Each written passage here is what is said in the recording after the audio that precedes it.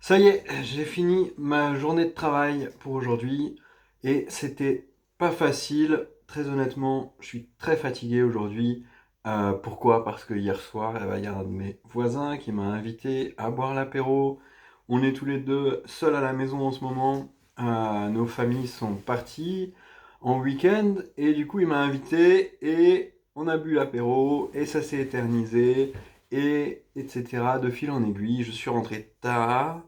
J'ai pas beaucoup dormi et j'ai un petit peu la tête pleine de cet apéro. Voilà, la tête fatiguée, le corps fatigué. Et du coup, aujourd'hui, c'était une journée de travail pas facile. Quand on n'est pas bien, quand on est fatigué, quand on n'est pas de bonne humeur, bah, c'est pas simple de faire un travail agricole, de faire un travail manuel, de faire un travail physique. Euh, et pour moi, c'est l'une des raisons principales pour lesquelles il faut avoir deux sortes de tâches. Il faut avoir des tâches qui sont créatives, qui sont des tâches qu'on fait pas souvent, qui sont des tâches qui sont pas très claires, des tâches qui sont un petit peu à improviser parce que c'est des tâches qui sont pas répétitives. Et l'autre sorte de tâches, bah, c'est les tâches qu'on fait souvent, les tâches répétitives, les tâches du quotidien. Et celles-là, on finit par les apprendre, par les connaître par cœur, par les connaître dans notre tête, bien sûr, dans notre mémoire, mais aussi dans notre corps. Et ces tâches-là, bah, c'est beaucoup plus facile de les faire quand on n'est pas bien. Et c'est toujours bien d'en avoir un petit peu en réserve. Là, aujourd'hui, bon, c'est un travail que je devais faire aujourd'hui, et ça tombe bien, parce que c'est un travail que je dois faire 2 fois par semaine, donc c'est un travail que j'ai vraiment l'habitude de faire.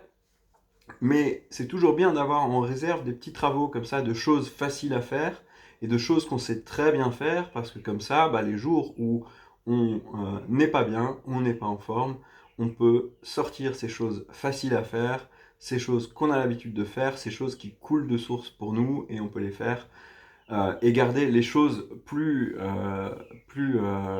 difficiles, plus créatives, plus inhabituelles pour les jours où on pète la forme et où on n'a pas, où rien ne nous arrête, quoi.